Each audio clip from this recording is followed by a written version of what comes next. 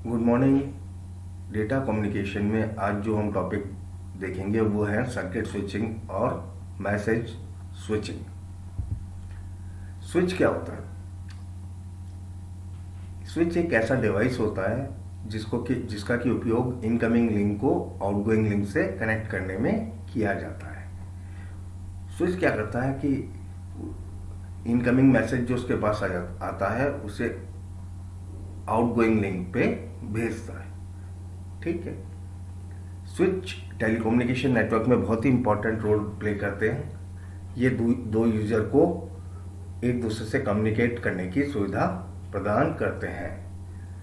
Basically जो तीन तरह की स्विचिंग्स होती है आपकी, मैसेज स्विचिंग, सर्किट स्विचिंग और पैकेट स्विचिंग। नेटवर्क अपन जानते हैं कि कई डिवाइसेस को आपस में कनेक्ट करना है तो अपन क्या बनाते हैं? नेटवर्क। ठीक है। जैसे लोकल एरिया नेटवर्क होता है, ठीक है, उसमें कोई कोई कई सारे कंप्यूटर्स किसी स्विचिंग डिवाइस, जैसे आपके कोई भी नेटवर्किंग डिवाइस जैसे कि स्विच, हब इत्यादि से कनेक्ट होते हैं। वाइड एरिया नेटवर्क में क्या होता है?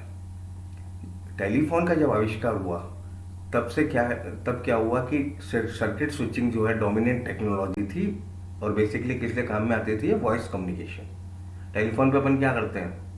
बात करते हैं ना, तो ये वॉइस कम्युनिकेशन के लिए काम में आती थी। 70s में किसका आविष्कार हुआ? पैकेट स्विचिंग का, डिजिटल डेटा कम्युनिकेशन के लिए। ये क्या है कि पैकेट स्विचिंग है, ये ज़्यादा इफिशिएंट फैसिलिटी होती है सर्किट स्विचिंग के लिए, बर्स्टी ट्रैफिक के लिए। किसके लिए? बर्स्टी डेटा के लिए।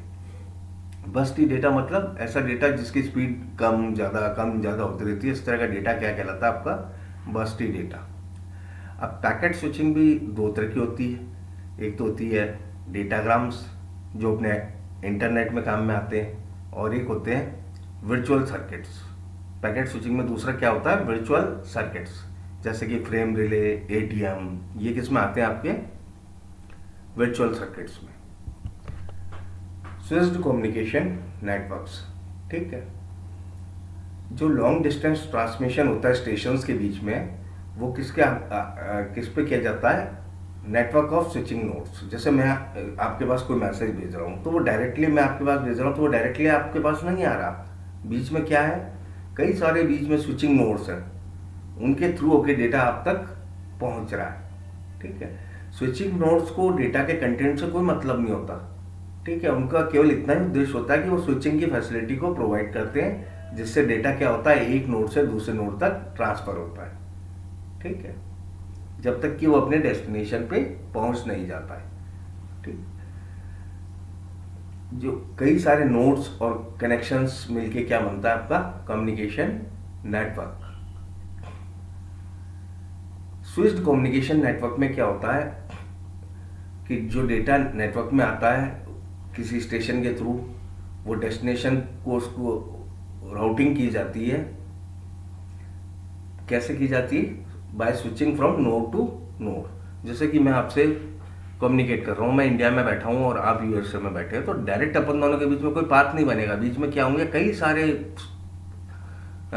स्विचिंग नोड्स होंगे, उनके थ्रू डेटा स्विचिंग नोड केवल क्या करेंगे? उसको एक नोड से दूसरे नोड तक पास करेंगे। ठीक है। नेक्स्ट आता है आपका circuit switching. Circuit switching basically होता क्या है इसके अंदर? जो टेलीफोन अपन, जैसे मैंने आपको टेलीफोन किया, आपने टेलीफोन उठाया, अपन दोनों के बीच में क्या बन गया? एक डेडिकेटेड पाथ बन गया। उस टाइम कोई और आपको या मेरे को कॉल कर सकता है? नहीं कर सकता, क्योंकि ये जो डेडिकेटेड पाथ है ये आपके और मेरे बीच में क्या हो गया? इस्टेब्लिश हो गया है। तो सर्किट स्विचिंग में बेसिकली होता क्या है? डेडिकेटेड कम्युनिकेशन पाथ इस्टेब्लिश हो जाता है दो स्टेशंस के बीच में। ठीक है। पाथ में कई सीक्वेंस ऑफ लिंक्स होती हैं। ठीक है। नेटवर्क नोड से अब जो कम्युनिकेशन होता है सर्किट स्विचिंग के थ्रू, उसकी तीन स्टेजेस होती है। ठीक है। पहला होता है सर्किट इस्टेब्लिशमेंट, दूसरा होता है आपका डेटा ट्रांसफर, और तीसरा क्या होता है? Circuit disconnect. तीन बेसिक स्टेप होते हैं। पहले क्या होता है? Circuit establishment. दोनों स्टेशंस के बीच में, सेंडर और रिसीवर के बीच में क्या होता है? एक सर्किट, फिजिकल सर्किट इस्टेब्लिश हो जाता है। ठीक है। अब इस सर्किट इस्टेब्लिश हो गया, फिर इसमें राउटिंग को डिसाइड किया जाता है कि किस तरह से डेटा सेंडर से रिसीवर तक पहुंचेगा, उसका रूट का डिटर्मिनेशन होता है, उससे रिसोर्स अलोकेशंस किए जाते हैं। ठीक है, उसके बाद आपका क्या होता है, डेटा का ट्रांसफर होता है सेंडर से रिसीवर तक, और जब आपकी कॉल खत्म हो गई तो फिर क्या होता है, सर्किट डिस्कनेक्ट, और फिर बाद में आपका क्या होता है, डी एलोकेट करना। जो आपने रिसोर्सेज एलोकेट किए थे, डेडिकेटेड रिसोर्सेज, उनको डी एलोकेट करना। ठीक है, तो स्विचेस को ये मालूम होना चाहिए कि डेस्टिनेशन तक का रूट कैसे निकालना है, और बैंडविड्थ एलोकेट कैसे करनी है, कनेक्शन को स्टैब्लिश करने में किस तरह से बैंडविड्थ एलोकेट करनी है। सर्किट स्विचिंग की क्या प्रॉपर्टीज होती हैं, इनएफिशिएंसी होती है। पहला, इनएफिशिएंसी क्यों होती है, जो चैनल की कैपेसिटी है, जो भी आपका ट्रांसमिशन मीडिया है, वो क्या है, dedicated for the whole duration of connection, पूरे ड्यूरेशन ऑफ कनेक्शन के लिए वो डेडिकेट हो जाती है। अगर डेटा कोई है नहीं तो चैनल की कैपेसिटी क्या होती है, वेस्ट होती है। दूसरी क्या इनएफिशिएंसी हो सकती है इसकी, कि डिले, कि long initial delay. Circuit establishment में क्या होता है, टाइम लगता है। फ़ोन किया तो फ़ोन घंटी जाती है, कनेक्शन बनता है, फिर उठाता है, तो इनिशियल डिले लॉन्ग होता है। ठीक है, लेकिन वंस एक बार कनेक्शन इस्टेब्लिश हो गया, ठीक है, उसके बाद जो इन्फॉर्मेशन है वो ट्रांसमिटेड क्या होती है, फिक्स डेटा रेट पे होती है, और उसमें कोई डिले नहीं होता है प्रोपोगेशन डिले के अलावा। ठीक है, जो हर नोड होते हैं बीच में, उसका जो डिले होता है वो क्या होता है, नेग्लिजिबल होता है। ठीक है, ये वॉइस ट्रैफिक के लिए डेवलप की गई है, लेकिन इसको डेटा ट्रैफिक के लिए भी काम में लिया जा सकता है।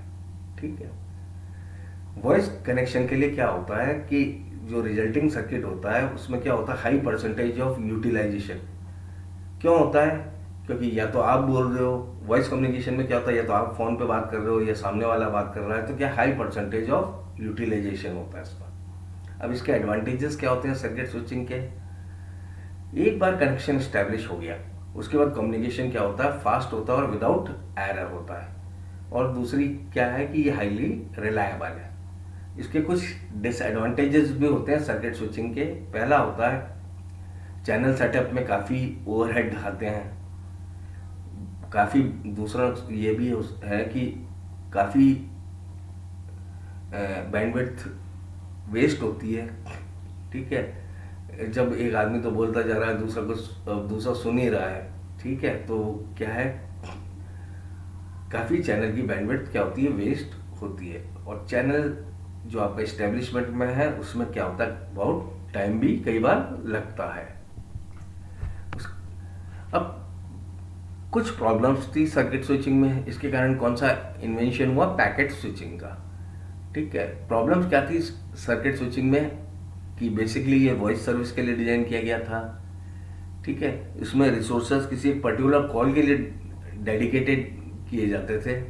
ठीक है, डाटा ट्रांसमिशन के लिए क्या होता था, कनेक्शन ज़्यादातर टाइम आइडियली पड़ा रहता था। जैसे वेब ब्राउजिंग कर रहे हैं तो कनेक्शन आपका आइडियली पड़ा है, डेटा रेट क्या थी, फिक्स थी। ठीक है, अब दोनों एंड है जो, ठीक है, सेंडर और रिसीवर, उन दोनों को क्या होना चाहिए था, एक ही रेट से ऑपरेट होना चाहिए during the entire period of connection.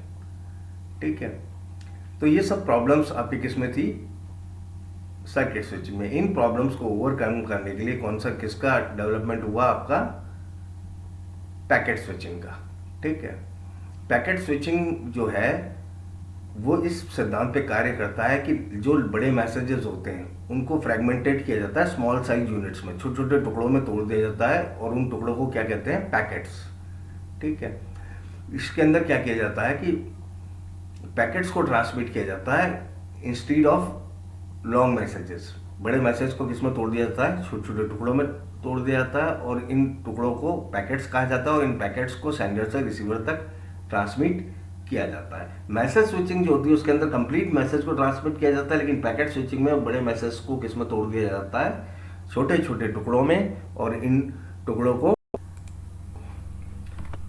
देखो मैंने क्या बोला है कि ए और बी इसमें सेंडर है, और सी और डी कौन है, रिसीवर है। ए और बी पैकेट्स भेज रहे हैं, वो किसके पास जा रहे हैं, सी और डी के पास। अब क्या होता है, कोई भी पैकेट हो जाता है तो उस पर दो चीज़ होती है। एक तो उसका क्या होता है, हेडर।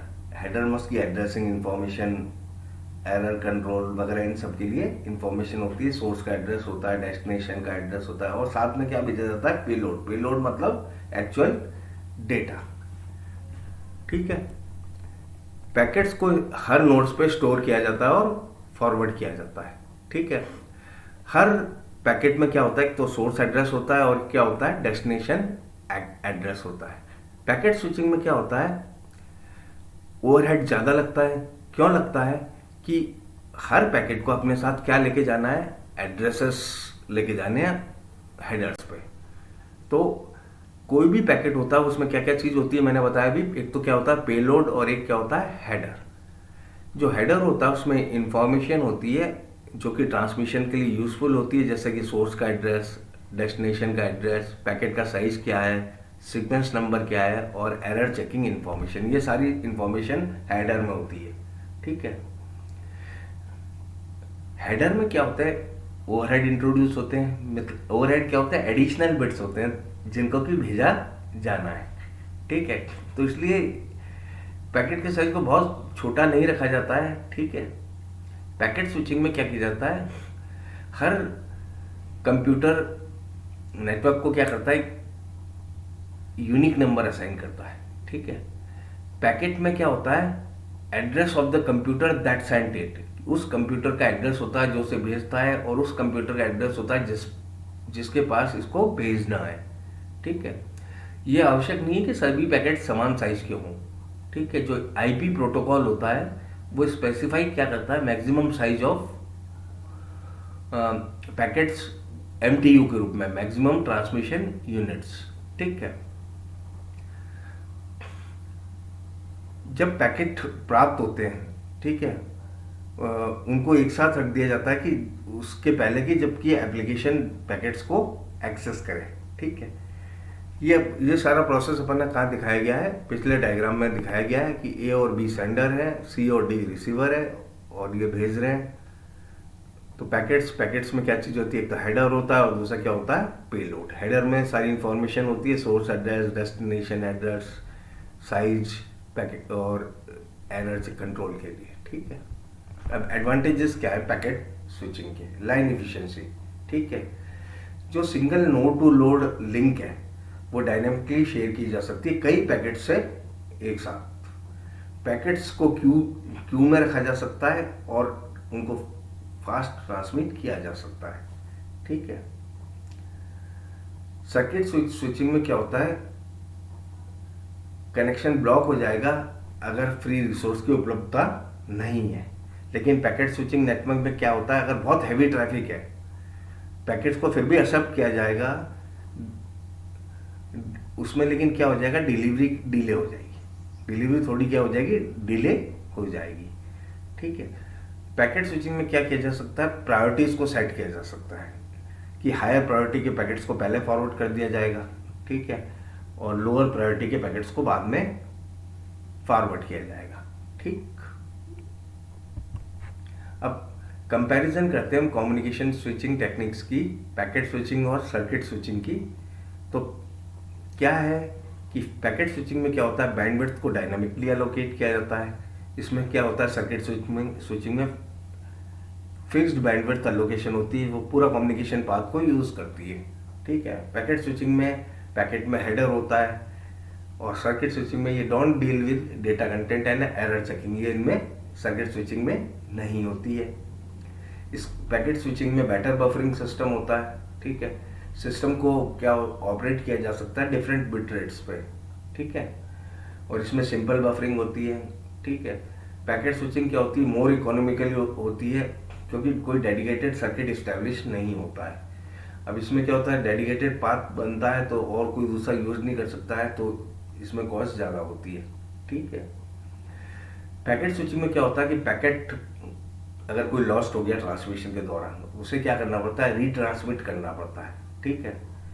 लेकिन इसमें क्या होता है, सर्किट स्विचिंग में एक बार कनेक्शन स्टैब्लिश हो गया, कम्युनिकेशन फास्ट होता है और लगभग एरर लेस होता है। और पैकेट स्विचिंग क्या है, बर्स्टी एप्लीकेशन जहाँ डेटा की स्पीड कम ज़्यादा होती है उसके लिए बेटर होता है। और ये क्या है, डिले सेंसिटिव एप्लीकेशंस के लिए क्या होती है, यूजफुल होती है आपकी सर्किट स्विचिंग। ठीक है, पैकेट स्विचिंग और सर्किट स्विचिंग का बेसिक कॉन्सेप्ट समझ में आ गया। Okay, thanks.